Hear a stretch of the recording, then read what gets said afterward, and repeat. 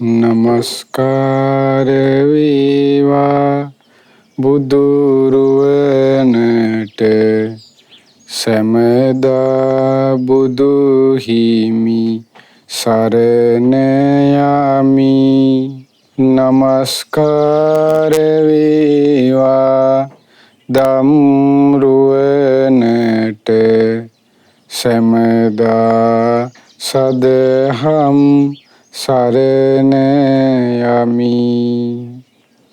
නමස්කාර වේවා සංඝරුවනට සැමදා මහා සංඝ සරණ යමි. නමස්කාර වේවා තුනුරුවනට සැමදා තිසරණ සරණ යමි. සාදු සාදු සාදු. අපට මේ උතුම් ධර්මයේ කියා දෙන ගුරු දේවෝත්තම කල්යාණ මිත්‍ර පින්වත් ලොකු ස්වාමීන් වහන්සේට ඔබ අප සියලු දෙනාගේම নমස්කාරය වේවා. සාදු සාදු සාදු. සද්ධාවන්ත පින්වත්නි, මනුස්ස උපතක් ලබාගෙන සිටින ඔබ අප කාටත් මුහුණ දෙන්න සිදුවන එක්තරා යථාර්ථයක් තියෙනවා. ඒ යථාර්ථයට මිනිසෙක් වුණත්, එයා දෙවියෙක් වුණත්, එයා බ්‍රහ්මයෙක් වුණත්, සතර අපායගාමී වුණත්, ඒ කෙනාට ඒ කරුණ වලට මූණ දෙන්න වෙනවා. ඒ කරුණ වලට මූණ දෙන්න වෙන ස්වභාවය, මෙහෙම මූණ දෙන්න වෙන දෙයක් තියෙනවා. ඒ කරුණ ඇතිවන්නේ මෙන්න මේ ඇති කල්හි. අන්න මේ කියන කරුණ නැති කළොත් යමක් සාක්ෂාත් වෙනවා. ඒ කරුණු නැති කරලා ඊට පස්සේ අර කියන කරුණ සාක්ෂාත් කරගන්න මෙන්න මේ මාර්ගයේ ප්‍රගුණ කරන්න ඕන කියන කාරණාව පෙන්වා දුන්නේ බුදුරජාණන් වහන්සේ නමකගේ පහළ වීමෙන් පමණයි. ඒතර බුදුරජාණන් වහන්සේ නමක් පහළ වුණත් පහළ වුණේ නැතත් ලෝකයේ තියෙනවා අර කරුණු ටික. ලෝකයේ ඒ කරුණු සදාකාලිකම තියෙන දෙයක්. යමෙක් උපත ලැබුවද කුමන හෝ ජීවිතයක ඒ කෙනාට කුමන හෝ ලෝකයක ඒ කරුණු ටික යාට උරුමයි. මොනවද ඒ කරුණු ටික? ඒ තමයි වයසට යෑම, ලෙඩවීම, මරණය, ශෝක කිරීම, හැඬීම, කායික දුක්, මානසික දුක්, සුසුම් හෙලීම, ප්‍රියයන්ගෙන් වෙන්වීම, අප්‍රියයන් සමග එකතු වීම, කැමති දේ නොලැබීම, ඔන්න ඔය කියන කාරණාවන්. ඔය කියන කාරණා ටිකට බුදුරජාණන් වහන්සේ එක නමක් දේශනා කළා. පොදුවේ ඔය කියන කරුණ වලට ඔක්කොම එකට අරගෙන ඒකට ශාස්ත්‍රඥ වහන්සේ දේශනා කළ දුක කියලා.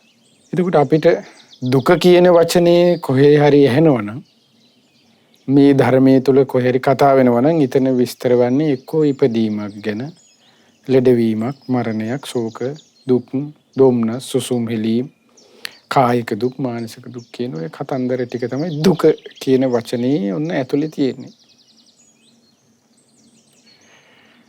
එතකොට ඒ තනි වචනයකින් හඳුන්වපු ඒ දුක බුදුරජාණන් වහන්සේ නමක් පහළ වෙලා තමයි ඔන්න ඒ දුක හටගන්න හේතුව පෙන්නලා දෙන්නේ. දුක කියන කරුණ ලෝකෙ හැමදාම තිබ්බා. දුක කියන කරුණ හටගන්න හේතුවත් මෙයයි කියලා ලෝකයේ තිබුණා. නමුත් ඒ සියලු කාරණාවන් පෙන්වා දෙන්නේ බුදුරජාණන් වහන්සේ නමක් විතරයි. පහළ වීමෙන් පමණයි. එතකන් දුක කියන කරුණු ගොඩක් අය වයසට යන එක දුකයි, ලෙඩ වෙන එක දුකයි කියලා ගොඩක් අයට සමහරට සරල වුණත් තේරෙයි. නමුත් ඊළඟ කරුණු ටික යාට තේරෙන්නේ නැහැ. ඊළඟ කරුණු තුන. ඒ දුක හටගත්තේ මොකෙන්ද? ඒ දුක නැතිවීමෙන් ඔහුට සාක්ෂාත් වෙන්නේ කුමක්ද? ඒ දුක නැති කරගන්න තියෙන මාර්ගය මොකක්ද කියන ඔය ඉතුරු කරුණු තුන 100%ක්ම බොහෝ වෙලාවට නැහැ. මෙන්න මේකයි දුක. මෙන්න මේයි දුකේ හට ගැනීම, මේයි දුකේ නැතිවීම, මේයි දුකේ නිරෝධය කියලා මේ ලෝකෙට පෙන්නලා දෙන්නේ ගුරු උපදේශ රහිතව පෙන්නලා දීපු නිසා තමයි ඒ උතුමන් වහන්සේට කියන්නේ සම්මා සම්බුද්ධ කියලා. ඒතර අපි සම්මා සම්බුද්ධ කියන වචනේ අපි පාවිච්චි කරනවනේ. අපි භාග්‍යතුන් වහන්සේ කියනවා, බුදුරජාණන් වහන්සේ කියනවා, තථාගතයන් වහන්සේ කියනවා. ඒ සම්බුදුරජාණන් වහන්සේ කියනවා. එතකොට ඔන්න සම්මා සම්බුද්ධ. ඒතර සම්මා සම්බුද්ධ කියන වචනේ තේරුම ඒකයි. ගුරු උපදේශ නැතුව, ඒ කියන්නේ කිසි ගුරුවරයෙක්ගේ උපකාරයක් නැතුව දුක මෙයයි, හට ගැනීම මෙයයි, නැතිවීම මෙයයි, මාර්ගය මෙයයි නිදහස් වෙන අන්න ඒ දේ අවබෝධ කරපු නිසා ඔය කරුණු 4 ඒ නිසා කියනවා සම්මා සම්බුද්ධයි කියලා. එතකොට මේ සම්මා සම්බුදුරජාණන් වහන්සේ අර කලින් කතා කරපු දුකට හේතුවක් දේශනා කරනවා. දුක ඇතිවන්නේ කුමක් ඇති කල්ලිද කියලා. දැන් සමහර වෙලාවට අපි බොහෝ වෙලාවට ඉපදෙනකොට, ලෙඩ වෙනකොට, මැරෙනකොට, වයසට යනකොට, කැමති නොලැබෙනකොට, අපි ප්‍රිය අපෙන් වෙන් වෙනකොට, අකමැතියත් අපි එකට අපිත් ඒගොල්ලොත් එක්ක අපිට ඉන්න වුණාම ඊට අපි විවිධ දේවල් කියනවානේ. අපි කියනවා සමහරවිට අපිට අකමැති පුද්ගලයෙක් ඉන්න උනොත් මේක මගේ කර්මයක්, පෞකාරයක් මම. අපි සමහරවිට ඔහොම කියනවා. සමහර අය කියනවා එක්ක දෙවියෝ කොප වෙලා. සමහරු කියනවා ග්‍රහයෙක් මොකක් හරි අවුලක්. ඔය මොනවා හරි ඊයර අපි දුක් කියන වචනේ, තනි වචනේ තුල අභ්‍යන්තරයේ තියෙන කරුණු ටිකක් කිව්වනේ. ඉපදීම, ලෙඩවීම, මරණ ඔය වගේ කරුණු ටිකක්. ඒ කරුණු ටික එකතු වෙන්නේ පොදුවේ දුක කියලා කියන්නේ. එතකොට මේ දුක් ඇති වෙනකොට අන්න කෙනෙක් කිව්වේ කොහොමද? අර දිහිවල් නිසා කියලා තමයි කවුරු හරි කිව්වේ. එක්කෙනෙක් අම්මා තාත්තා දුන්නා කියන මේ දුක් මොනවා හරි කිව්වා. ලෝකයේ විවිධ දේවල් විවිධ අයුරින් විවිධයට හිතෙන විදිහට ඒගොල්ලෝ කිව්වා. ඒ කාලේ හිටපු මිනිස්සු අද ඉන්න අයත් කියනවා, හෙටත් ඒගොල්ලෝ කියනවා. නමුත් බුදුරජාණන් වහන්සේ තමයි මේ දුක හට ගන්නට සැබෑ හේතුව දේශනා කළේ. ඒතකොට අපි අදටත් හිතනවා නම් මේ දුක් ඇති වුණේ උන් අපේ අම්මා තාත්තා නැත්නම් තමන් අපි ලෙඩ වෙනවනම්. දැන් මේ උන්න කොරෝනා මේ කාලේ යනවා. උන්න කොරෝනා එනකොට අපි හිතනවා මේක මිනිස්සුන්ගේ මනුස්ස ලෝකේ මහා කර්මයක්. මේ මනුස්ස ලෝකේ ඉන්න මුන්ගේ මේ පව් කරනවට මුන්ගේ පව්කාරකම් වැඩි වෙලා ස්වභාව ධර්මයෙන් දීපු දඬුව. දැන් ওই විදිහට අපි යන්නේ වගේ එක දේවල් එක විදිහට කියනවනේ. දැන් සමහරු ලංකාවේ නම් මිනිස්සෙක් කිව්වා එයා කිව්ව මොකද උල්කාපාතයෙන් තමයි කොරෝනා වෙන්නේ කියලා. එතකොට එයා කිව්වේ ලෙඩවීම කියන එක ඉන්නේ උල්කාපාතෙන් කියලා. ඒතර ඔය වගේ යන්න එක එයාට ඒගොල්ලන්ට ජොලියට යාලා පොඩි දේවල් කියනවා. පොඩි ජොලියක් ආවම ඒගොල්ලෝ. ඒතකොට එකනාගේ හිතවින රටාවල් අනුව එයාලගේ සතුටට එයාලා එක දේවල් කිව්වට අපේ ශාස්ත්‍රඥ වහන්සේම සතුටට ජොලියට නිකන් ඉන්න බැරුවට එහෙම කිව්වේ නැහැ. බුදුරජාණන් වහන්සේ හරි දේශනා කළා. ඒ තමයි අපි අර මොන දේ කළත් ශාස්ත්‍රඥ වහන්සේ දේශනා කරනවා මේ දුක් ඇතිවන්නේ තණ්හාව ඇති කල්ලි. ඔන්න හේතුව. එතකොට අපි තණ්හාව කියන වචනේ තේරුම තමයි සිංහලට ගත්තොත් ආසාව. අපේ හිතට හිතෙන අරමුණු වලට අපි ඇසින්, කනින්, නාසයෙන්, දිවෙන්, කයින් ගන්නවන එක දේවල් මනසින් නේ. ඇසින් රූප, කනින් ශබ්ද, නාසයෙන් ගඳ සුවඳ, දිවෙන් රස, කයින් පහස, මනසින් අරමුණු වගන්නවා. එතකොට අරගන්නේ දේවල් වලට අපි තුල නැද්ද අපි එක එකනා තුල ඒවට අහු වෙන ගතියක්. දැන් ඇසෙන් රූප බලනක අපි ඒ රූපේ බලාගෙන ආසාවෙන් යන ඒ රූපය මුල් කරගෙන. ඒ සඳහා යම් කැපකිරීම කරනවා. ඒ දැන් තියෙන එක රූප ගන්න එයා බලාපොරොත්තු වෙන රූපේ යාට ගන්න උනුනහම විවිධ කැපකිරීම ලෝකයා කරන්නේ නැද්ද? වැස්සේ තෙමෙනවා, අවුවේ වේලෙනවා. ඔය වගේ දේවල් ඒ කරනවා. සමහරු ඊට පස්සේ නොකන බින්නවා හන්දි ගාන හිටගෙන. ඒ රූපේ එනකන් කියලා. ඒවට සින්දු හදලා තියෙනවා නේ. ඔබ තරුණ කාලේ කියන්නේ ඉතින් සමහර වෙලාවට. එතකොට එයා හිතුවේ ඔන්න ඒ ක්‍රමයට අනුව තමයි ඒ ඔක්කොම සිද්ධිය වෙන්නේ. නමුත් එතන තිබුණේ මොකද්ද? ඒ රූපේට අන්න තිබුණ ආසාව. ඒ ආසාව නිසා තමයි අර ඒ හන්දිය ගන්න හිටගෙන හිටියේ. වැස්සෙ මිතෙමි යව්වේ කරවෙවි බඩගින්නේ. ඒ ආසාවෙන් අන්න. සමහර වෙලාවට ඒ ආසාව කට්ටියට තිබුණාට ඒ ආසාව හැමෝටම ඒ රූපය එයා හිතන දේ යාට ඒ විදිහටම ගන්න පුළුවන්ද? සමහර අයට ඒක බෑ. ඒ ආසාව ඔස්සේ ඒ දේ ලැබෙනකොට අන්න ඒන් ඇතිවන දෙයක් තියෙනවා. ඒ ආසාව ඔස්සේ ඒ දේ ලැබෙනකොට අන්න ඒ පුද්ගලයාගේ හිතේ අභ්‍යන්තරයේ පුද්ගලයාගේ අභ්‍යන්තරය තුළ හටගන්න දෙයට බුදුරජාණන් දේශනා කළ අන්න ඒකට කිව්වා රාගය කියලා. කාමය කියලා. එතකොට ලැබීම ඔස්සේ ඔන්න වෙන දේ. ලැබීමෙන් සතුටු වීම නිසා, ඒ ආසාවෙන් සතුටු වීම නිසා. ඊට පස්සේ දැන් අපි කියවනේ ලැබෙන දේ හැමෝටම හම්බෙනවද? සමහරවිට හම්බෙන්නේ නැහැ. බොහෝ වෙලාවකට හම්බෙන්නේ. එතකොට අන්නේ පුද්ගලයාගේ එතකොටත් හිතේ වෙනව දෙයක්. එතකොට අන්නේ දෙයට කියනවා භාග්‍යවතුන් වහන්සේ දේශනා කළ ගැටීම කියලා. ඔන්න ඇලීම, ගැටීම, රාගය, ද්වේෂය. එතකොට සමහර අයට ඔය දෙකම නැහැ. සමහරු කියනවා අපි අපේ පාඩුවේ කාටත් කිසි කරදරයක් නැහැ, අහිංසකයි මං කියලා. ඒගොල්ලෝ සමහර අය එහෙම ඉන්නේ නැද්ද?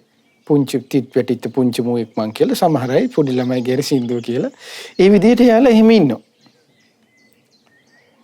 එතකොට එයාලා හිතුවා ඇලෙන්නෙත් නැතුව ගැටෙන්නෙත් නැතුව අපි අපේ පාඩුවේ ඉන්නවා. එතකොට ඒකට මුල් වුණා. හැබැයි එතනක් තියෙනවා බුදුරජාණන් වහන්සේ දේශනා කළා. එතන තණ්හාසාව තියෙනවා. හරි පුදුමයි. මේ ආසාව තණ්හාව කියන එකේ ස්වභාවය. රාගයටත් යනවා, ද්වේෂයටත් යනවා. ඒ අර විදිහට ඉන්නේ ස්වභාවයටත් යනවා. ඒ විදිහට ඉන්න ස්වභාවයෙන් ඇතිවන්නා වූ දෙයට කියනවන්න මෝහය කියලා. එයාට සත්‍ය යන්න තේරෙන්නේ නැහැ.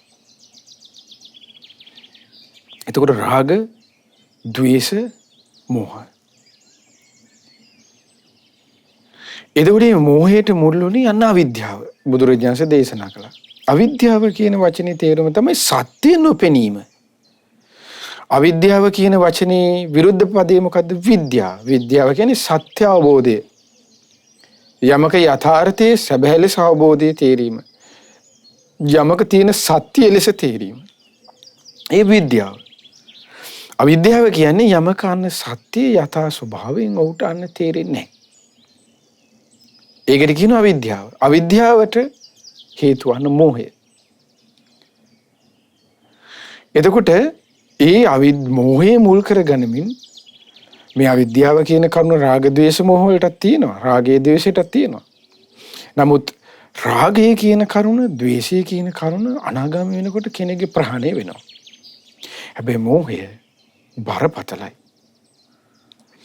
ඒ බරපතලකමට එහි තියෙන ගැඹුරු ස්වභාවය නිසා, එහි තියෙන සියුම් බව නිසා මෝහය අන්න ඒ තරම් බරපතල නිසා අවිද්‍යාව ප්‍රහාණය වීමෙන් සම්පූර්ණයෙන්ම ඒකට කියනවා වචනයක් විද්‍යාව සාක්ෂාත් වෙනවා කියලා.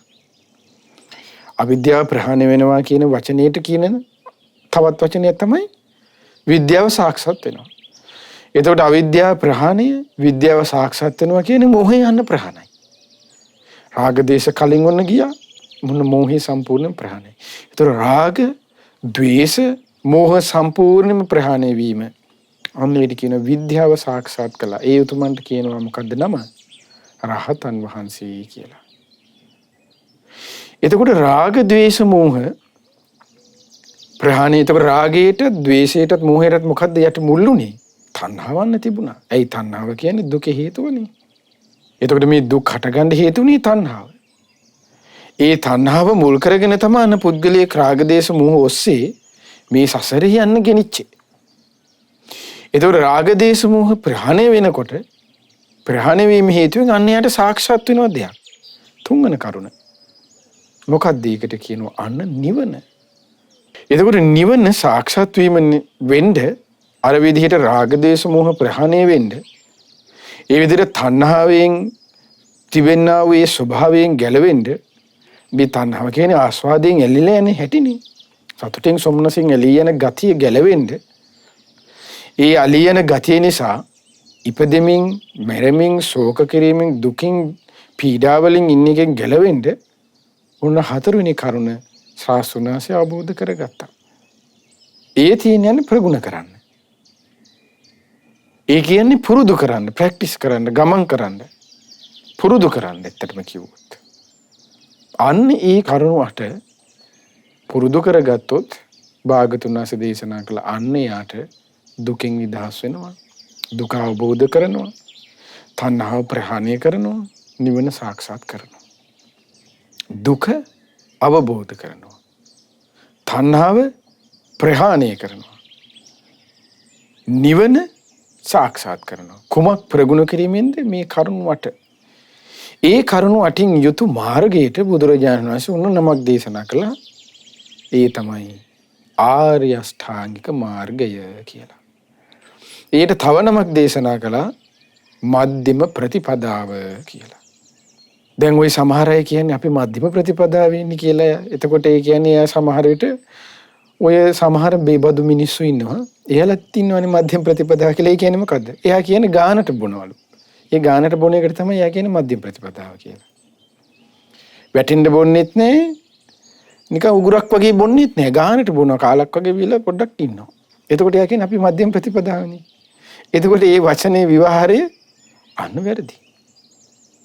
එතකොට මේ ශාස්ත්‍රඥාන්සේගේ වචනය අර පව් වැඩකට පහත් දෙයකට යොදවීමෙන් යාට මොකද වෙන්නේ? බේබදු ගමනොත් කොහොමත් පව රැස් වෙනවනේ. තථාගතයන් වහන්සේගේ ඒ ගාම්භීර ධම ඒ දෙයට යොමු කිරීම නිසා තන්නේ යාට ඒනුත් පවක් වෙනවා. අර නිකන් අලිමදිවට හරක් වගේ කිව්වා වගේ තමයි. පවෙන් පවටම යනවා. ඒතර මධ්‍යම ප්‍රතිපදාවේ ඉන්නවා කියලා යමෙක් කියනවා නම් ඒ කද්දිම ප්‍රතිපදාවේ ඉන්නවා කියන කෙනා තුල කරුණු 8ක් තියෙනවා. ඒ තමයි සම්මා දිට්ඨියෙන් යුක්තයි. සම්මා සංකල්පය, සම්මා වාචා, සම්මා කම්මන්ත, සම්මා ආජීව, සම්මා වායාම, සම්මා සති, සම්මා සමාධි කියන කරුණු ටිකෙන් යුක්තයි. එතකොට සම්මා දිට්ඨියෙන් තොරව, සම්මා සංකල්ප ඇති කර ගැනීමෙන් තොරව, සම්මා වාචා ඇති කර ගැනීමෙන් තොරව, සම්මා කම්මන්තය ඇති කර ගැනීමෙන් තොරව, සම්මා ආජීවය, සම්මා වායාමය, සම්මා සති, සම්මා සමාධි කියන ඔය කරුණු වට ඇති කර ගැනීමෙන් තොරව එහිනම් කවදාවත් කෙනෙකුට නිවන සාක්ෂාත් කරන්න බෑ. කවදාවත් කෙනෙකුට තණ්හාව ප්‍රහාණය කරන්න බෑ. කවදාවත් කෙනෙකුට අන්න ඉපදීමෙන්, ලෙඩවීමෙන්, මරණයෙන්, ශෝක කිරීමෙන්, හැඬීම්, කායික දුක්, මානසික දුක්, සුසුම් හෙලීම්, ප්‍රියයන්ගෙන් වෙන්වීමේ දුක, අප්‍රියයන් සමග එකතු වීමේ දුක, කැමති දේ නොලැබීමේ දුක. එතකොට ටිකක් ගැඹුරට කිව්වොත් සංක්ෂේපයෙන් පංච උපාදානස්කන්ධ දුක කියන ඔය කරුණ වලින් දුකෙන් නිදහස් වෙන්න අන්න යට බෑ. කුමක් නැතුවද? අන්නර කරුණ වට නැතුව. එතකොට එහෙනම් දුකෙන් නිදහස් වෙන්න තියෙන්නේ. දැන් සමහර විටන්නේ කොහොමද දුකෙන් නිදහස් වෙන්න තියෙන්නේ? සමහර විටන්නේ පළතුරු වට්ටියෙන්නේ. සමහර විටන්නේ සල්ලි දීලා දුකෙන් නිදහස් වෙන්න තියෙන්නේ. එතකොට සමහරව හිතන්නේ ප්‍රශස්ත ගායනා කරලා, සමහරව ඔය එක කියන්නේ එක ගීත කියන්නේ. එතකොට ඒ හිතන්නේ මේ දේවතාවුන් වහන්සේ හරි කවුරු හරි යකා හරි භූතය හරි අපේ ගීතයෙන් මේ බෙලෙක් කණින් ගයන ගීතයෙන් සතුට වීම හේතුවෙන් අපිට දුක නැති කරායි. අපි බෙලෙක් කඳ ඔහුට නොඇසුනොත් දේවතාවුන් වහන්සේ කුපිත වී අපට අච්චු කරાવી. අච්චු යනු කොමක්ද? අන්න ලෙඩ කරાવી. අපේ කැමැති අපෙන් ඈත් කරાવી. නමුත් ඒ ලෙඩ කරවගන්නේ කැමැති අපෙන් ඈත් දුක ඔක්කොම කවුද හදාගන්නේ හැබැයි? අච්චු කරගන්නේ තමහටම කවුද? තමහට තමාමමයි.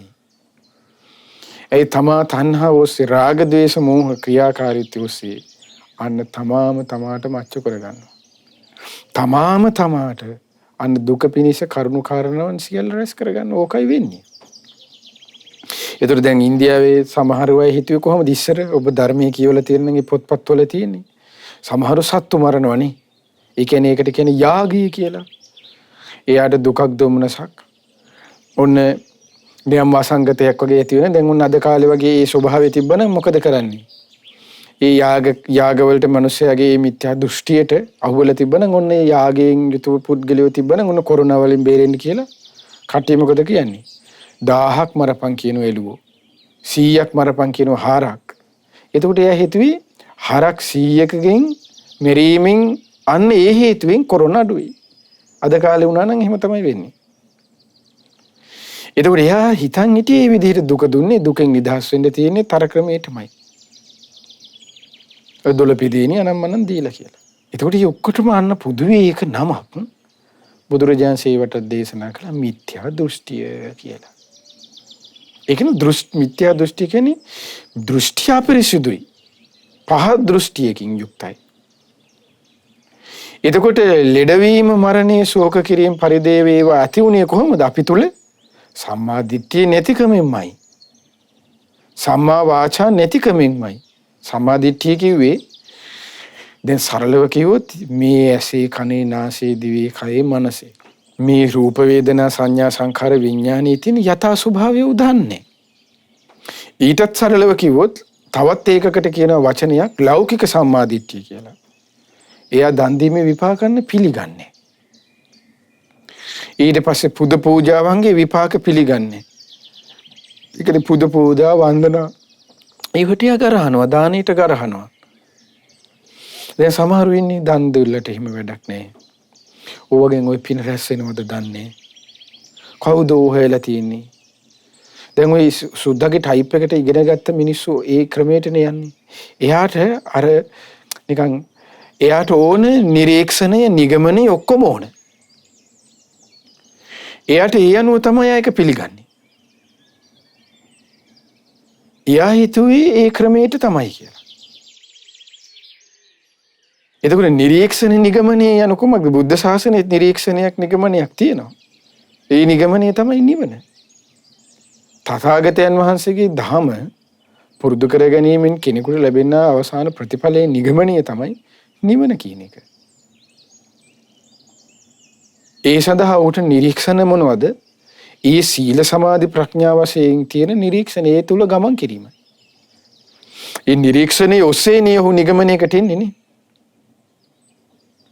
ඒ සීලය අතහැරලා සමාධිය වැඩිම අතහැරලා ප්‍රඥාව ඇති කර ගැනීම අතහැරලා කවදාවත් කෙනෙකුට දුකින් නිදහස් වීමක් කියන කරුණ නෑ යන්නේ. එතකොට මේ සම්මා දිට්ඨිය කරන කියන කරුණට ඔන්න දානේ විපාකයිති. එයා පිළිගන්නවා ඒක. ඊට පස්සේ පුද පූජා කටයුතු විපාකය පිළිගන්නවා. රැකී ආරක්ෂා කටයුතු හරියට කිරීමේ විපාක තියෙනවා කියලා පිළිගන්නවා. දැන් ඔය හිතුවද අපි කරන ජොබ් එක හරියට කළොත් අපිට ඒකෙන් පිනක් රැස් වෙනවා කියන එක නෑනේ. දැන් සමහර වෙලාවෙ හිතන්නේ නැතුවනේ අයිස් ගහන්නේ, කාර්යාලෙ ගිහිල්ලා නිදාගන්නේ. ඊට පස්සේ 5ට ඕෆ් වෙන්න තියෙනවා නම් 12ට යන්නේ. ඊට පස්සේ 9ට යන්න තියෙනවා නම් එයා එන්නේ 12ට විතර කාර්යාලයට. ඒතර ඔය වගේ වෙන්නේ ඇයි? එයාට රැකී ආරක්ෂා කටයුතු හරියට කිරීම විපාක ඒ කියන්නේ ඔහුගේ සම්මා දිට්ඨිය අඩුයි. කියන්නේ ඒ රැකී දැන් පුදුම කරුණක් කියන්නේ අනේ ඒකේ සත්‍රුණ වහන්සේගේ ධර්මය හරි ආශ්චර්යයි කියන්නේ. මේ සරල දේවල්. මේ සරල දෙයකින් තමයි යන්නේ ගැඹුරක් කරේ පුද්ගලයා අරන් යන්නේ. දින දානි පිළිගැනීම. රැකියාවේ කටයුතු හරියට කිරීම විපාක රැස් වෙනවා කියන එක පිළිගැනීම. ඊට පස්සේ පුද පූජාව පිළිගැනීම. ඊළඟට අම්මා තාත්තා කියලා විශේෂයෙන් සැලකිය යුතු දෙපළක් ඉන්නවා කියලා එක ඔහු විශ්වාස කරනවා, ඔහු පිළිගන්නවා, ඒක එයා කරනවා. දැන් අද සුද්ධගේ ක්‍රමයට ඉගෙන ගන්න සමහර සුද්ධගේ රටවල කට්ටිය කියන්නේ, ලංකාවේ මිනිස්සුත් ඒක සමහර අය කියනවා. දැන් එයා කියන්නේ අපි ඉපදුනේ අම්මා තාත්තා සතුටු වෙන්න වෙලා ඉපදුනේ. ඒ නිසා එයාලා මොකද්ද එයාලා අදාළ නැහැ කියනවා. එතකොට මේ මොකද්ද? එයාට සම්මාදිට්ඨිය නේ, ලෞකික සම්මාදිට්ඨිය කියන කරුණ. මව කියලා විශේෂ කෙනෙක් සලකන්න ඕන. එතකොට තාත්තා කියලා විශේෂ කෙනෙකුට සලකන්න. එතකොට මව පියා කියලා විශේෂයෙන් සැලකිය යුතු කෙනෙක් ඉන්නවා කියලා අද මේ කතා කරන ලෝකයා වැඩිහිටි දින, අර දින, මේ දින, මේ දින, ওই දින ගග එක එක දින දා ගන්න ඕනේ. අවුරුද්දකින් එක දවස් 365 එක දවස් මොන දිනේ දාගත්තත් ඒ සම්මාදිට්ඨිය කියන කරුණ තිබ්බනම් පිහිටියේ දද මේ වෙනකොට එහෙනම් වැඩිහිටි නිවාස. එතකොට ඒයින් තේරෙන්නේ මොකද්ද? මේ පුද්ගලයන් තුලානේ මෙයාලා අම්මා තාත්තා පිළිගන්නේ නැති ලෝකයක්. එතකොට මේ අම්මා තාත්තා පිළිගන්නේ නැති ලෝකයට මේ උතුම් දහමක් ස්පර්ශ වෙයිද? මේ පංච උපාදාන ස්කන්ධ, පටිච්චසමුප්පාද, ආයතන, ධාතු කියන ගැඹුරු කාරණා තේරෙයිද මේ අම්මා තාත්තට සලකන්නවත් දන්නේ නැති මේ පහත් පුද්ගලයින්ට? නෑනේ. තිගානේ එකයි. ඒ ලෞකික වශයෙන් සාමාන්‍ය තැනින් ඉඳන් යන්න තියෙන මනුස්ස ගුණ ධර්මයෙන් ඉඳන් යන්න තියෙන එකයි බුදුරජාණන්සේගේ දහම. ඒ යාමත් එක තමයි, ගුණයත් එක තමයි තථාගතයන් වහන්සේගේ ධර්මය කෙමෙන් විවෘත වන්නේ. ඒ පුද්ගලයාට. ඊළඟට ඒකින ඕපපාතික සත්වය පිළිගන්නවා. ඕපපාතික උපතේ කියන්නේ නිරය පිළිගන්නවා. ඊට පස්සේ ප්‍රේත ලෝකෙ පිළිගන්නවා. දෙව්ලොව බඹලොව පිළිගන්නවා. ආසුරනිකාය පිළිගන්නවා. ඒ ඔක්කොම උපපාතිකුන් ඉපදෙන්නේ. එතකොට එයා කියන්නේ එහෙනම් මේ නිරේ කොහෙද තියෙන්නේ අපිට පෙන්වන්න ඕනේ. කෝ අපිට හොයාගන්න නෑනේ. ඔය කිව්වට ඔව තියෙනවද දන්නේ? නිරියක් තියෙන්නේ මනුස්ස ලෝකේ, තිරිසන් ලෝකෙත් තියෙන්නේ මනුස්ස ලෝකේ, ප්‍රේත. එතකොට එයා ඒව කියන්නේ නෑ යන්නේ. එතකොට ඒ වගේ කියන වචන, ඒ වගේ සිතුවිලි කෙනෙකුගේ හිතේ ඇති වෙනවා කියන්නේ මොකද්ද? අනේ යට සම්මාදිට්ඨිය නෑ කියන එකයි. එතකොට සම්මාදිට්ඨිය නෑ කියන්නේ මොකද්ද? බුදුරජාණන්සේගේ ධර්මයෙන් එයා බැහැනයි. ගොඩක් ඈතයි. ඇයි අපාය තියෙනවා කියන එක පිළිගත්තොත් එයාන පවෙන් වළකිනවා. ඒ සතර අපාය, ඒ උපපාතික උපත ඔහු පිළිගන්නවා නම් එයා පිනත් කරනවා. ඇයි? දෙව්ලොව බඹලොව පිළිගන්නේ ඉන්නවනේ. ඒ නිසා පින කරනවා. නිරය ඊට පස්සේ අසුර ලෝක, പ്രേත ලෝක පිළිගන්නේ එයා පවෙන් වළකිනවන්නේ. එයි ස්වභාවය ශාස්ත්‍රනාසිකේ ධර්මයේ තුල බුදුරජාණන් දේශනා කරන නිරේ මේ වගේ යන දේවදූත සූත්‍රය දේශනා කරනවා. මේ වගේ බොහෝ දුක් තියෙනවා, මේ වගේ බොහෝ කරදර, මේ වගේ බොහෝ විපාක තියෙනවා එහි කියපුවාම. එතකොට මේ කිනාට ඒ දේ ඇහෙනකොට ඒ දේ පිළිගැනීම නිසා අන්න ඒ කිනා තුල කරුණු දෙකක් ඇති වෙනවා. ඒ කරුණු දෙකෙන් තමයි පුද්ගලයා ආරක්ෂා කරන්නේ. ඒ කරුණු දෙකට තථාගතයන් වහන්සේගේ ධර්මයේ එක වචනයක් කියනවා. ඒ දෙකට කියනවා දේව ධර්මය කියලා. මොනවද ඒ කරුණු දෙක? හිරියොතප්ප කියලා පාලියෙන් කියනවා. හිරි කියන්නේ, යොත්තප්ප කියලා කියන්නේ පව් කරන්න යා ලැජ්ජයි. ඊට පස්සේ දෙවෙනි එක පවෙන් ලැබෙන විපාකයට යා බයයි. ඇයි බය? ඇයි යා දන්නවා මේ පව කළොත් මෙන්න නිරේ කෑම මේ වගේ හම්බෙන්නේ. එහි පනිෂ්මන්ට් මෙහෙමයි කියලා අන්න දන්නවා. මේ අද පොලිසියෙන් එලලා ගහනවා වගේ නෙමේ නිරේ කියන නිරේ දෙන පනිෂ්මන්ට්. එතකොට කල්ප ගණන් යා ඒක විඳවන්නේ. එතකොට ඒ ස්වභාවයට, ඒ විපාකයට අන්නේ බයයි. ඒ හේතුවෙන් අන්න ඔහු පවින් වළකිනවා. බොහෝතින් පවක් වුණත් නැවත නැවත සංවර වෙනවා. එතකොට මේ ශ්‍රාවකයා තුල බලන්න ඒ ගුණ ධර්ම නෙමේ දිහිමීටි මිට වැඩෙන ඔහු තුල සීලයේ ටික ටික අන්නේ පුරුදු කර ගන්නවා. බීබදුකම් කළා නම් බීබදුකම් වලින් ටික ටික වළකිනවා. සල්ලාල ජීවිත ගත කරන ඒ වළකිනවා. පුද්ගලයාට එකපාර බැරි වෙයි. මොකද අද කාලේ තිබෙන ස්වභාවයන් එක්ක පුද්ගලයන්ගේ තියෙන ස්වභාවයන් සමග ඒ කෙනාට ටික ටික සුළුවෙන් පොඩ පුරුදු. නමුත් ඒ පුරුදු වීමට ගන්නව වීරියෙන් එයාට අන්න ඒක මහා උපකාරයක් වෙනවනේ. ඒකනේ වීරිය කියන කරුණ ආර්ය අෂ්ටාංගික මාර්ගයේ වෙනම දැන් මේ සම්මා වායාමයේ කියලා. අකුසලය ප්‍රහාණයටත් කුසලයේ දියුණුවටත්. උතර බලන්න මේ මාර්ගය වැඩෙන හැටි. එක කරුණක් මුල් වීමෙන් ඒ පුද්ගලයාගේ සියලු ගුණධර්ම වැඩෙන හැටි බලන්න. ඊට පස්සේ සම්මා වාචා, සම්මා සංකප්ප, සම්මා කම්මන්තෝ යදී සම්මා සංකල්පය. යහපත් සිතුවිලි පුදුරු කරනවා. ඒ කියන්නේ කාමුක අදහසය හිතන්නේ ජරා. දැන් අපේ ජීවිතේ අපි තුල වැඩිපුර අපි හිතලා මහ කැත අදහසනේ අපේ ජීවිතේ. දවසක් හිතමුක අපි ජීවිතේ හිතන්නේ නැතුව දවසක් හිතුවොත් දවසුනොත් අපි වරුවක් ගමු. ඔන උදේවරුව හිතමු අපි දැන් මේ ඉන්නේ උදේවරුවක් තුල ගත්තොත් දවල් වරු 12න් පස්සේ පහ වුණාට පස්සේ අපි උදේවරුව ගැනවත් හිතලා බැලුවොත් උදේ ඉඳන් හැරලා හිටියොත් දවල් වෙනකන් ඒ තුල වැඩිපුර ඒ කාලය තුල හිතලා තියෙන මොනවද බලන්න මහා ජරහ කැත අදහස්. අනුන්ට හිංසා කරන අදහස්. අනුන්ට පීඩා කරන අදහස්. ඒක සම්මා සංකල්පයෙන් කොච්චර ඈසද බලන්නකෝ. ඒකයි ශාස්ත්‍රඥ වහන්සේ දේශනා කරේ නෙක්ඛම්මී ගැන හිතන්න. දවසකට සුළු වෙන්න ඕ. ඊට පස්සේ ව්‍යාපාදයෙන් වැළකීමෙන් අව්‍යාපාදය ගැන හිතන්න. ඒ කියන්නේ තරහින් වැළකීම පැත්ත ගැන හිතන්න. මෛත්‍රිය ගැන, කරුණාව ගැන. ඒ කරුණාව, මෛත්‍රිය, දයාව, ඊර්ෂ්‍යාවෙන් වැළකීම, මුදිතාව.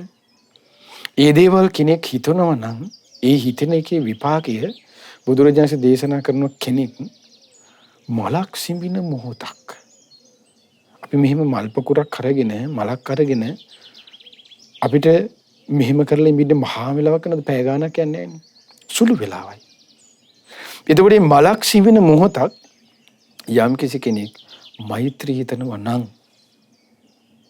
එයා රැස් කරපු පින ශාස්ත්‍රඥ දේශනා කරනවා. වචනින් දියා රැසු පින කියලා නිම කරන්න බෑ කියනවා. ඇයි ඒක දේශනා කරන්නේ? කොහොමද දැන් අපි අහලා තියෙනනේ දානීය සංඝයා උදෙසා දුන්නොත් අසංකේය අපමේ සංඛ්‍යාවෙන් කියන්න බෑ වුණ සංඝ ගුණ හිත කෙනෙක් දන් දුන්නොත්. ඊට වඩා පිනක් රැස් වෙනවා දානයට වඩා මොකද සීලයට. සීලේ තුරත් පුරුදු කරමින් කෙනෙක් භාවනාවත් පුරුදු කරොත්. ඒතකොට දානීය පින අච්චර නම් කියන්න බැන්න සීලේ ඊට වඩා වැඩි වෙන භාවනාව කියන එක.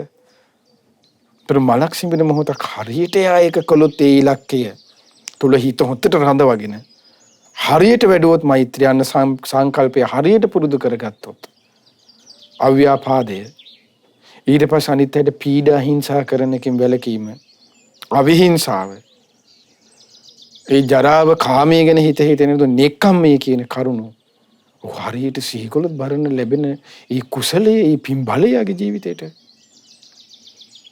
ඒ කියන්නේ සුළු දෙයකින් සුළු පින සුළු පොඩි කරුණක් හිතන්න තියෙන ඒකින් මහා පිනක් ලැබෙනවා. ඒ වගේම බලන්නකො සුළු අකුසලිනුත් දැන් හිතන්න අම්මා ගහලා අපි අම්මට ගහලා මැරුවා අම්මව. ඊතෙන් අපිට පොල්ලක් අරන් කෙනෙකුට හොඳට තඩි බාන මහ වෙලාවක් කෙනෙක් එකපාරක් දීලා ඇද්ද ගමන් මේ මනුස්සයා මැරිලා ඇදලා වැටෙනවනේ. එතකොට ඒ දේනොත් බලන්නේ අම්මට හරි තාත්තට ඒ විදිහට ගහලා මැරුවොත් ඒ විනාඩි 5ක්වත් යන්නේ නැහැ ඒකට. ඒකිනුත් බලන්න කල්ප ගානක් එහි විපාකේ. ඊට පස්සේ බලන්න හරියට ගුණය කියන එකත් පුරුදු කරගත්තොත් ඒකෙත් විපාකේ මහා කල්ප ගානක්. දෙපැත්තට මේක විදිහට හම්බ වෙනවා බලන්න. මලක් සිඹින මොහොතක් එච්චර කරොත් කල්ප ගානකට හම්බ වෙනවා. අන්න අර විදිහට එච්චර කරොත් ඒකත් කල්ප ගානකට අන්න හම්බ වෙනවා බලන්න. ඒකයි පුද්ගලයෙකු ගුණයකින් ඔසවලා තබනවා කියලා කියන්නේ. ඒකයි භාගතුන් වහන්සේගේ ධර්මයේ ඔබ අහලා තියෙනව නේද? ශ්‍රද්ධා මත්තම් පීම ත්‍රාස්තුන් වහන්සේ ගැන ශ්‍රද්ධා මාත්‍රයක් කියලා කියන්නේ මේ සුදු වඳින එක. ඊට පස්සේ බිම්බලාගෙන එන එක නෙමෙයි. එයා ශ්‍රාස්තුන් වහන්සේ ගැන ඒ තථාගතයන් වහන්සේ අරහං සම්මා සම්බුද්ධ විද්‍යාචරණ සම්පන්න සුගත ලෝකවිදු ආදී ගුණයෙන් වැඩ සිටි බව ඒ ගුණ විශ්වාස කරමින් තථාගතයන් වහන්සේ කියන අනුස්සතිය කියන්නේ නැවත නැවත ඒ ගුණ සිහි කර කර ඒ තථාගතයන් වහන්සේ ගැනම සිටිනවා. ඒ තථාගතයන් වහන්සේගේ අනුශාසනාව පුරුදු කරනවා. ඒටයි ශ්‍රද්ධාව කියන්නේ. එතකොට ඒ කරුණෙන් ඒ විදිහට ඒකයි ශ්‍රද්ධා මත ඒ කරුණ තුල පිහිටමින් එයා සුළුවෙන්නෝ ගුණේ වැඩනවා නම් අන්න ඒකයි. ඒ මහත් උපකාර වනවා කියලා භාගතුන් හරි දේශනා කළේ. ඒකයි ශ්‍රද්ධා මත්තම් ප්‍රේම මත්තම්. සුළුවෙන්නෝ පොඩිවට හෝ පුරුදු කරගත්තොත් නිකන් ඕන මිනිස්සු කොච්චර කී දෙනෙක් ඉන්නවද සුදු වඳින මේ බුදුරජාණන්සට අරහන් කියන ගුණේ නමේ තේරුම දන්නෙත් නැතුව සම්මා සම්බුද්දයි කියලා හිතන්නවත් දන්නේ නැතුව මේ සුදු වඳින කොච්චර හම්බෙනද මේ බිම්බලන් ගැන කොච්චර අපිත් එක්ක කතා කරනවද ඇවිල්ලා. ඒතර ඒක නෙමෙයිනේ ශ්‍රද්ධාව කියවියන්නේ. තරන්න බලන්න ඒ බාහිරෙන් අපි මනින්න ක්‍රමේ නෙමෙයි. තථාගතයන් වහන්සේගේ ධර්මයේ තියෙන ආධ්‍යාත්මික ගුණයක් එක්කනේ. ඒ ඔක්කොම මේ කාරණා ඔක්කොම ප්‍රයිවසිනේ. ඒ කෙනාට පුද්ගලිකයි. ශ්‍රද්ධාව කියන්නේ බාහිරින් බෑ. ඒක ප්‍රයිවසි. ඒක ප්‍රයිවට්.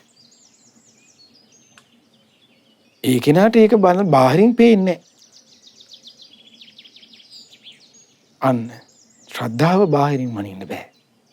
සීලේ මනින්න බෑ. ඔක්කොම ප්‍රයිවසි ඒවා. ඊට පස්සේ ශ්‍රුතය, ත්‍යාගය, ප්‍රඥාව, ශ්‍රද්ධාව, වීරිය, සතිය, සමාධිය, ප්‍රඥා. ඒ ඔක්කොම දේවල් මොනවද? පුද්ගලිකානුබද්ධ පුද්ගලයෙකුට ඒ කෙනාට පුද්ගලික කාරණාවක්. ඒ බාහිරින් මනින්න කොහෙවත් දේශනා කරලා නැහැනේ. එතකොට බලන්න අපි හිතන් ඉන්න සිස්ටම් එකයි. එතකොට තථාගතයන් වහන්සේගේ සැබෑ ධර්මයේ තියෙන තීරිය එකයි අපේ තීරිය එකයි කොච්චර වෙනස්ද? ඒකනේ අපි කොච්චර ඉතින් වැරදි තීරියකට කොච්චර ඒ ප්‍රැක්ටිකල් එක කොච්චර කරත් තීරිය එක වැරදි. හැබැයි ප්‍රැක්ටිකල් කරනවා. අවුල මොකද්ද? තීරිය එක වැරදිනේ. ඉතින් ප්‍රැක්ටිකල් එක කොච්චර කරත් ඒ පරීක්ෂණේ ඒක සාර්ථක වෙන්නේ නැහැ. ඇයි තීරිය වැරදිනේ. වැරදි තීරියකින් ප්‍රැක්ටිකල් කළොත් මොකද්ද වෙන්නේ? ඒ වැරදි ප්‍රැක්ටිකල් එකට අනුව වෙනම වැරදි ප්‍රතිඵලයක් තමයි එන්නේ යාට. ඒකයි. හරි තීරියට හරි එක කළොත් තීරියේ තියෙන විදිහට ප්‍රැක්ටිකල් එක හරියට ඒ විදිහට ඔහුගේ ඥාණයෙන් ඔහුගේ කැපවීමෙන් එයාගේ වීරියෙන් එයා කරගෙන ගියොත් අන්නයට ඒකෙන් හරි විපාකේ ලැබෙනවා. හරි ප්‍රතිඵලය ලැබෙනවා. ඒකයි. දැන් බලන්න සමහර අන්‍යයන්ගේ මිනිස්සු ඉන්නේ. එයා සිකුරාදට එයාගේ කාර්යයට යන්න කිව්වොත් එයා මොන දේ තිබ්බත් එයා යනවනේ. හැබැයි අපේ බෞද්ධයට අද පුළුවන් ද පොයට අඩුම ගානේ පන්සලට ගිහිල්ලා තථාගතයන් වහන්සේ කියන ගුණ ටිකක් හරි වරුවක් හරි පූර්ණ පොසතේ නෙමෙයි 8 ඉඳන් 4 වෙනකන් හරි වරුවක් හරි සීල් ටිකට 8 සීල් ටිකක් ගන්න පුළුවන් ද බෑ. අන්න ඒකයි අපේ මිනිස්සුන්ට හරි තියරිය තියෙනවා. අපි ඒ තීරිය අපි අය වැරදි මාර්ගය යනවා. අරගොල්ලෝ වැරදි තීරිය වැරදි ක්‍රමේ හැබැයි තීරිය වැරදි හරියට ප්‍රැක්ටිස් කරනවා ඒගොල්ලෝ. අපි හරි එක තියාගෙන වැරදියට යනවා. ඔන්න අපේ යාළගේ වෙනස. ඒතර ඒ නිසා පින්වත්නි මේ දුර්ලභ ලැබිච්ච දෙයක් මේ බුදුරජාණන් වහන්සේගේ ලැබිච්ච ලාභය කියන කරුණ.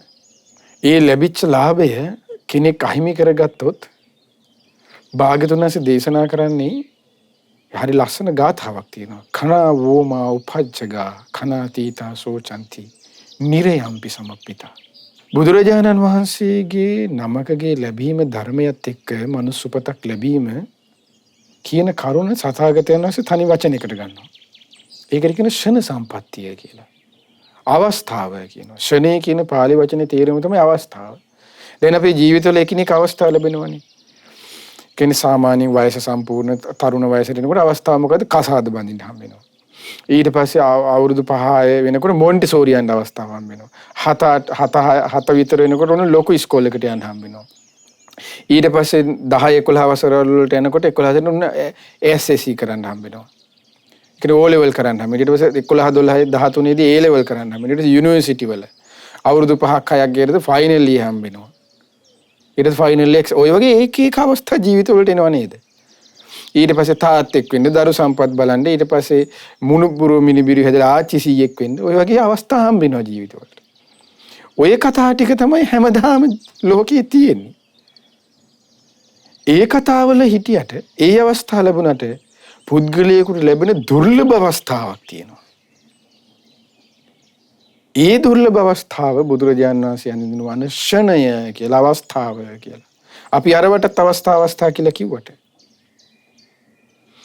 ඒ අවස්ථාව තමයි තථාගතයන් වහන්සේ නමක්ගේ ධර්මයත් මනුස්ස උපතත් එක්ක ලැබිලා අන්න ගුණයක් පුරුදු කරගන්න කෙනෙකුට ලැබීම අවස්ථාව ලැබීම. ගුණයක් පුරුදු කරගන්න අවස්ථාව ලැබීම. මොනවද? සීලය, සමාධිය, ප්‍රඥාව, ඒ කාරණාවන්. ඒ තමයි පුද්ගලයාට උපකාර කරගන්නා යහපත් අවස්ථාවට. අන්න ඒ දේ එයා අහිමි කරගන්නවා. ඒ අහිමි කර ගැනීමට තමයි කිව්වා භාගතුන් දේශන කනාතීතා සෝචන්ති. කනා කිව්ව අවස්ථාව කියන ශ්‍රණේ කියන එක. අවස්ථාව අහිමි කරගත්ත බොහෝ උදවිය. ඒ අවස්ථාව කියේ මොකද්ද? අර සීල සමාධි ප්‍රඥා පුරුදු කර ගැනීමට තියෙන අවස්ථාව. අහිමි කරගත්ත බොහෝ උදවිය. කනාතීතා සෝචන්ති නිරයම්පි සමප්පිතා. අනේ වලාට පස්සේ නිරිය ගිහිලා බොහෝ දුක් වෙනවා කිව්වා. ඔන්න ඕකයි අපි ආච්චිලා සීලාට උනේ. අපේ ගුරුවරුන්ට උනේ. සමහර විට ওই අවස්ථාවෙන් ප්‍රයෝජනෙ ගත්තේ නැති අපේ දෙමාපියන්ට උනේ. දැන් දෙමාපියෝ මෙරළ ගිහලා නම් අපි දන්නවනේ අපි අප්පච්චි සීයා අපේ අප්පච්චි අම්මා ජීවිතේ කලක්‍රියාවගෙන දරුවන්ට තේරෙනවනේ මොලයක් නැතුව නෙමෙයිනේ. ආච්චිගේ සීයාගේ හිතේ තේරෙනවනේ. අන්දයි අබ්බ ගාතයි නැත්තම් එයාට තේරෙන්නේ මේ පුද්ගලයාගේ සාමාන්‍ය චරිත රටාවක්. එතකොට ඒ ගැන එයා ගැන සිහි කරනකොට තේරෙනවනේ එහෙනම් යන්න ඇත්තේ ආය. අනේ අවස්ථාව හිමි කරගෙන කොහෙද යන්නේ? අන්න නිරයම්පි සමප්පිතා. ඔන්න ගිය තැන. එතකොට අපි මෙහි පාංශ කුලි දුන්නත් 7 දවස් දානේ දුන්නොත් එයාට අනේ නයි නිරේනේ. නිරේ කියලා කියන්නේ පිනක් ගන්න පුළුවන් තැනක් නෙවෙයි අක්ෂණයක්. අවස්ථාව නැති තැනක්. ඔන්න බලන්න වෙච්ච දේ. අවස්ථාව ලැබුණා. හැබැයි ඒකේ ප්‍රයෝජනෙ ගත්තේ නෑ. ඒ කියන්නේ අවස්ථාවද ළමයෙකුට ඔන්න O level කරන්න අවස්ථාව ලැබෙනවනේ. ඔන්න එයා ඒ අවස්ථාව ගන්න ඇයි? ඔන්න ඒ කාලේ කුඩු ගහන්න යනවා, කෙල්ලෙක් එක පැනලා යනවා. මොනවා හරි කරලා බොනවා, බේබදුකම යනවා, යාළුවොත් එක්ක රවුම් ගහනවා. එතකොට අන්න එයාට මොකද උනේ? O level වලට මූණ දෙන්න තිබෙද්ද අවස්ථාව අහිමුණා. මොකද ඊට පස්සේ ගෙදර. අන්න ඒ වගේ තමයි. ඊට පස්සේ රස්සා දෙන්නේ නෑනේ. මෝඩයට රස්සා දෙන්නේ ඉතින් එහෙම ලෝකයා මෝඩ නේ. ඉතින් අන්න ඒක දැන් ඒ අවස්ථාවත් අහිමි කරගන්නවන්නේ. ඒ වගේ තමයි. මේ අවස්ථාව හිමි කරගත්ත කියන්නේ ආර්ථික අවස්ථාව හිමි කුලී වැඩක් හරි කරලා ජීවත් වෙයි. මේ අවස්ථාව හිමි කරගත්තොත් තියෙන්නේ මොකද්ද? නිරේමයි. නිරයම්පි සමප්පිත උන්නනතුර. ඉතින් ඒ නිසා පින්වත්නි මේ සරලව අද ඔබට මේ කිව්වේ මේ සුළු මේ කාරණාවන් ටිකක්. මේ මනුස්ස උපතත් එක්ක මේ දුකට මුහුණ දෙමින් මේ යන සසර ගමනේදී අපිට ලැබෙන මේ ශන සම්පත්තියේ ස්වභාවය ගැන ඔබට මේ කියලා දුන්නේ. ඒතර මේ කියපු කරුණු කාරණාවන් ගැන ඔබ අවධානය යොමු කරන්න. ඒ නිසා ඔබ හොඳට බුදුරජාණන් වහන්සේගේ ධර්මයේ කියව ගන්න. දැන් සමහර වෙලාවට කෙනෙකුට හිතෙන්න පුළුවන් අපිට එයාට හිත නැමෙන්නේ කෙනෙක්ගේ. හිත නැමෙන්නේ නැති අපි ආස්වාදයේ ධර්මයෙන් ලැබෙන ආස්වාදයට අපි තුල නැති අපි හිතට නැමෙන් අපි හිතේ යම් කිසි දෙයකට අපි නැමි ආපහු යන්නේ ඒ තුල ආස්වාදයක් තියෙන නිසා ආස්වාදිකුයි සතුටක් සොම්නසක් ප්‍රීතියක් සතුටක් ඇති කරන දෙයකට නේද අපි ආය ආස කර කර යන්නේ. එතකොට මේ ආස කර යන්නේ ඒ නිසයි. ඒතර මෙතෙන්ට ඒ ආසාව නැහැ කියන්නේ කෙනෙක්ගේ අමාරුයි පස්සේ කරනවා. ඒ කියන්නේ අපි මේ ආසාව ඇති කරන කාරණාවන් අපි ඇති කරගත්තේ නැහැ. දැන් බේබදුකමට බොණ්ඩ කෙනෙක් ආසාවෙන් ඉන්නවනම් එයාට උපංගමන් ඒකේ බිව්වේ නැහනේ. ඉපදුන ගමම ඒ ළමයා අරක්කු බීගෙන නෙමෙයි න්යාවේ. ඒ කියන්නේ ඒට ආසාව තිබිච්ච නිසා එයා ගිහින් බීලා ඒක රහ වැටිච්ච නිසා නෑ ඒ රස ඒකට අහුවෙවි යන්නේ. එතකොට ඒ වගේ තමයි එයාම ගිහින් කරගත්ත එක. ඒ වගේ තමයි ධර්මයත් එයාම ගිහින් තමයි කොච්චර කබඩ් එකේ පොත් තිබ්බත් පොත ඇවිල්ලා ඔඩෙක්කට පෙරලිලා කියවෙන්නේ. අපි ගිහිල්ලා කබඩ් එකේ දොර ඇරලා ඒක අරගෙන පොත් අරගෙන අපි කියවන්න ඕන.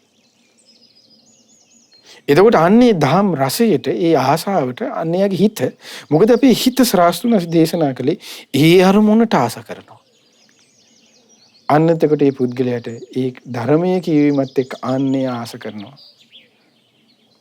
ඒ නිසා ඔබ මේ සූත්‍ර හොඳට කියව ගන්න. එතකොට මේ ධර්මයෙන් ලැබෙන ඒ උතුම් යහපතට ඔබ ආස කරනවා. ඒ තථාගතයන් වහන්සේගේ ස්වභාවය ඒ ශ්‍රාවකින් වහන්සේලා පුරුදු කරගත්තු ආකාර ඒ ලස්සන විස්තර උතුම් ගුණධර්ම ගැන අනේ මටත් මේ දේ ඇති කරගන්න තියෙනවා කියලා අන්න පුද්ගලයෙකුට එතකොට ආසයි හිතෙනවා. එතකොට ඒ ආසව නිසා ටික ටික හරි කරනවා. එතකොට යා ටික ටික හරි කරනවා කියන්නේ මොකද්ද? සුළුවෙන් හරි අන්න ධර්ම මාර්ගය පුරුදු කරනවා කියන එකයි. මේ සුළුවෙන් හරි පුරුදු කිරීමකට බැසගත්තොත් ප්‍රතිඵලය හැබැයි මහත් ඵලයි මහානිසංසයි ඒකයි. ඉතින් ඒ නිසා මේ බුදුරජාණන්සේගේ ධර්මයේ හොඳට කියවගෙන සූත්‍ර හොඳට අධ්‍යයනය කරමින් ඒ දේවල් හොඳට කියව ගනිමින් මේ ගෞතම බුදු සසුනේ පිළිසන ලබන්න ඔබ අප හැම දිනාට වාසනාව සැලසේවා. හැම දිනාටම තෙරුවන් සරණයි. නමෝ බුද්ධාය. පුණ්‍ය අනුමෝදනාව අද දිනේ සසුර සයරින් ඉතරට සදහම් දේශනාව සඳහා දායකත්වයේ දරන්නේ COVID-19 රෝගය වැළඳී දැනට ප්‍රතිකාර ලැබමින් සිටින දිලිත මාලක සමරවීර මහතාට නිදුක් නිරෝගී සුවපත් භාවයේ චිරජීවනයේ පිණිස අංක 1051කින් 1 සී සාමමාවත රාගමවත්ත රාගම යන ලිපිණී පදිංචි පින්වත්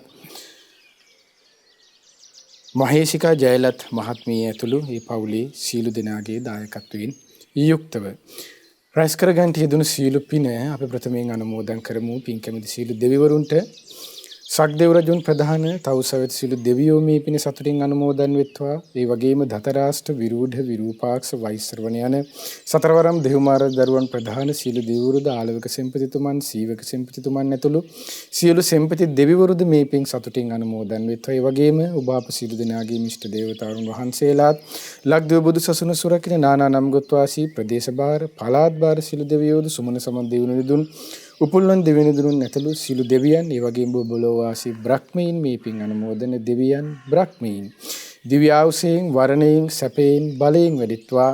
ශ්‍රද්ධා සීල ශ්‍රුත ත්‍යාග ප්‍රඥා යන උතුම් සීක බල ධර්මයෙන් වැඩිත්වා. පිනින් සතුටු වන සීළු දෙවියන්ගේ දිව්‍ය රැකවරණී ආරක්ෂා උදව් උපකාර අදින මේ උතුම් පින්කමේ දායකත්වයේ දරන දැනට ඩුබායි සේවයේ නියුතු පින්වත් මහේසිකා ජයලත් මහත්මියටත් ඒ වගේම දැනට COVID-19 රෝගී වැළඳී රෝගාතුරව සිටින දිලිත මාලක සමරවීර මහතාටත් මේ පින් අනුමෝදන් වේ. පවුල් හැම දිනාටමත් මේ පින් අනුමෝදන් වන්නා වූ සිළු දෙවියන්ගේ දිව්‍ය රැකවරණේ ආරක්ෂා උදව් උපකාර සලසා දෙත්වා.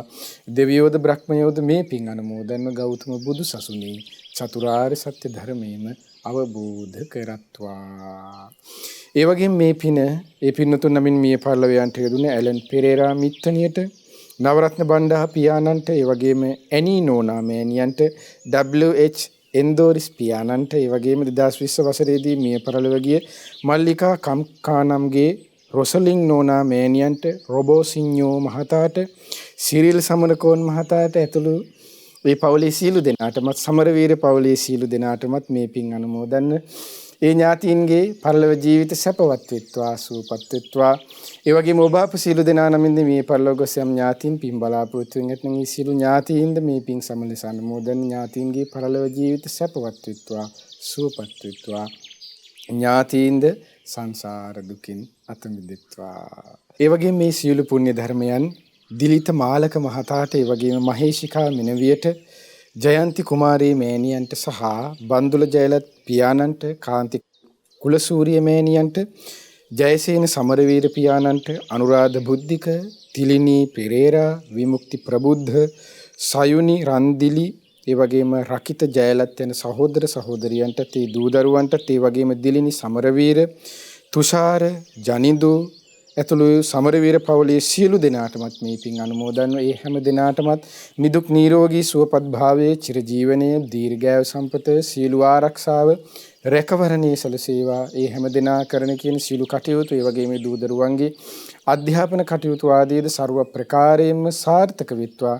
ඒ හැම දෙනාටමත් ගෞතම බුදු සසුනේ පිළිසරණ ලබන්න මේ පිනත් ඒකාන්තයෙන්ම හේතුපකාර වෙත්වා. ඒ වගේම මේ සියලු පුණ්‍ය ධර්මයන් දැනට COVID-19 රෝගය වැළඳී ප්‍රතිකාර ලබන දිලිත මාලක සමරවීර මහතාට විශේෂයෙන්ම මේ පින් අනුමෝදන්ව එතුමානන්ට නිදුක් නිරෝගී සුවපත් භාවයේ චිරජීවනයේ දීර්ඝායු සම්පත සැලසේවා. එතුමානන් වහවහ සුවපත් වෙත්වා. එතුමානන් බලාපොරොත්තු ආකාරයෙන් සුවසේ ඒ ඩුබායි රාජ්‍යයට ගොස් තමාගේ රැකී ආරක්ෂා කටයුතු සුවසේ සිදු කරගන්න යම් බාධා කරදර හිරියර පීඩා පෙනෙන මෙන්න නොපෙනෙන තියෙනවනගේ සියල්ල දුරු වේවා. එතුමානන්ට සුවසේ ඒ රැකී ආරක්ෂා කටයුතු ආදීද සිදු කරගන්නමින් සුවසේ පින් දහම් කටයුතු සිදු කරගන්නමින් ගෞතම බුදු සසුනේ පිළිසරණ ලබන්නත් එතුමානන්ට සියලු ශක්තිය ධෛර්යය වාසනාව ඒකාන්තයෙන්ම සැලසේවා. ඒ වගේම මේ පින අද දින මේ උතුම් පින්කමේ දායකත්වයේ දරූ අංක 1051 සී සාමමාවත රාගමවත් රාගමයන ලිපිනේ පදිංචි පින්වත් මහේසිකා ජයලත් මහත්මියට දැනට ඩුබායි සේවයේ නියුතු එතුමියට මේ පින් අනුමෝදන්ව ඒ වගේම එතුමියගේ පවුලේ සියලු දෙනාටමත් මේ පින් අනුමෝදන්ව ඒ හැම දෙනාට නිදුක් නිරෝගී සුවපත් භාවයේ චිරජීවනයේ සලසේවා. ඒ පින්වත් හැම දෙනා කරන කියන සිතන පතන සියලු ධාර්මික ඉටුම් පැතුම් රැකී ආරක්ෂා කටයුතු ඒ වගේ මේ පවුලේ දූ දරුවන්ගේ අධ්‍යාපන කටයුතු ආදී දැත්නම් ඒ සියල්ලත් ਸਰව ප්‍රකාරයෙන්ම සාර්ථක වෙත්වා. ඒ හැම දිනාටමත් සුවසේ පින්දහම් රැස් කර ගනිමින් ගෞතම බුදු සසුනේ පිළිසරණ ලබන්නද මේ පිනත් ඒකාන්තයෙන්ම හේතුපකාර වෙත්වා. ඒ වගේ මේ පින විශේෂයෙන් දැනට කොරෝනා වෛරස් තත්ත්වයේ වැළඳී රෝගාතුරව සිටින හැම දිනාටමත් මේ පින් අනුමෝදන්ව ඒ සියලු දෙනාත් වහවහ නිදුක් වෙත්වා නිරෝගී වෙත්වා සුවපත් වෙත්වා සුවපත්ම වෙත්වා.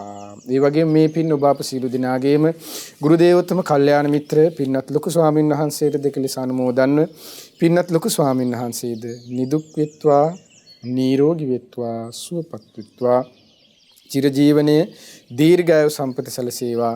ගුරු දේවෝත්තම පින්වත් ලොකු ස්වාමීන් වහන්සේට මේ පිනත් උතුම් ධර්මාභෝධී පිණිස ඒකාන්තයෙන්ම හේතුපකාර වෙත්වා.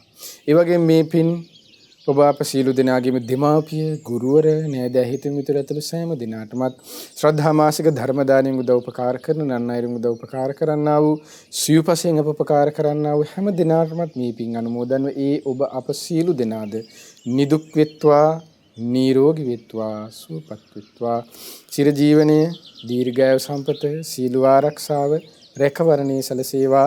කරන කියන සිතන පතන සියලු ධාර්මික ඉටුම් පැතුම් රැකී ආරක්ෂා වෙලෙලඳාම් ගොවිතැන්පත් දූ දරුවන්ගේ අධ්‍යාපන කටයුතු ආදියත් එක්කම ඒ හැම දෙයක්ම ਸਰව ප්‍රකාරයෙන්ම සාර්ථක වේවා. හැම දිනාටම තුනුරුවන්ගේ සරණින් දෙවි රැකවරණින් පෙනෙන මෙන්ම නොපෙනෙන බාධා කරදර හිරිහැර පීඩාවන්ගෙන් තොරව සුවසේ පින්දහම් රැස් කර ගනිමින් ගෞතම බුදු සසුනේ පිළිසරණ ලබන්න මේ පිනත් ඒකාන්තයෙන්ම හේතුපකාර වෙත්වා. හැම දිනාටම තෙරුවන් සරණයි.